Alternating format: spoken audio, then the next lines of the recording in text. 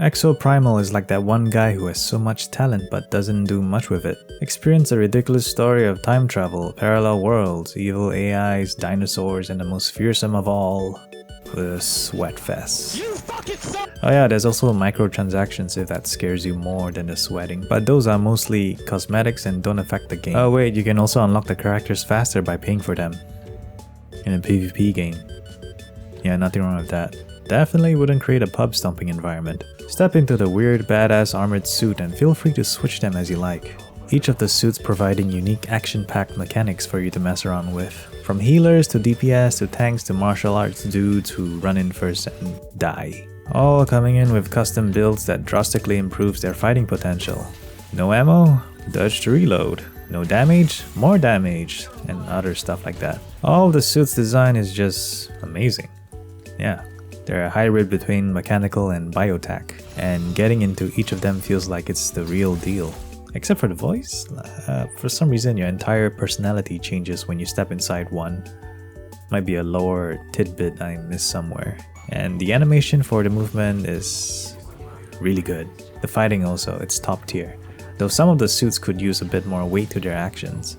The enemies you fight can either be a scaly or sweaty gamer, both of which are not easy to take down alone, especially if the opposing team knows how to play a video game and your team doesn't. There are some controversies regarding the PvE experience on how it's not pure PvE. Maybe some of the players thought it would be EDF 2.0. Don't know.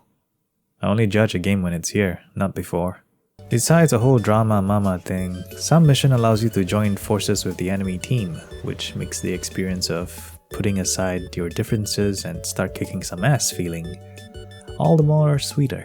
Jackpot. I'm currently at level 40. Those fun co-op fights start at around level 20-ish plus, I think. Oh wait a minute, did you say level 40? That means you haven't completed the game. Yes, I haven't completed the game. I have no defense for that. But if you strawman Andy me with this shit on a multiplayer grinding factory game of all things, I will ignore you, you little fuck. Performance wise, I experienced no lag despite facing millions of dinos, and when you're first being presented with such an enormous amount of enemies to fight, the scenery is usually breathtaking, both figuratively and literally. Now there could be more variety in the type of dinosaurs you fight, but there's always room for improvements since this is a live service game. Right? They're still updating the game, right? Yep, okay, thank God. Rest in peace, Wild Hearts, you beautiful laggy bastard. Wait a minute, what about the whole talent thing not being used, you said at the start? Yes, it's exactly as I said, they're wasting their talent.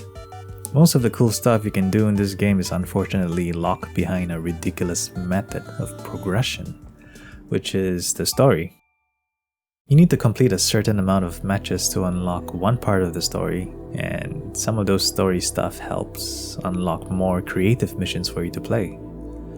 As a reminder, around level 20-ish plus, those missions can start appearing, which is exactly the problem. It takes way too long to unlock them. By the time you reach level 10, you're a half-dead skeleton of a human being, begging for something fun to happen. I don't know why the developers decided to shoot themselves in the foot, but they did it anyways. And it's a huge design flaw. First impressions counts like crazy, and the devs of Exoprimal said, "Nah dude, it's okay. Here, get pub stomped for 15 matches in a row and then you can start to enjoy the game." But worst of all, even after unlocking those types of missions, they don't appear that much. I'm currently at level 40-ish and I've played this Bridge Dino Flood mission only twice. Twice. 40 plus games and this mission only appears twice. The rest of the matches was fighting in the same map in the same scenarios, and after 20 games of the same thing, my well of fun was all dried up. The lack of these types of missions made me hate Exoprimal, despite it having such a strong foundation of a game.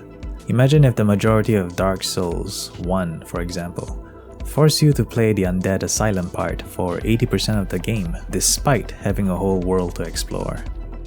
Yeah, that's how it feels like when they don't give you the missions you want in Exoprimal. Yeah, this is probably the reason why the game is doing so poorly. They're forcing players to play the same beginning areas over and over again.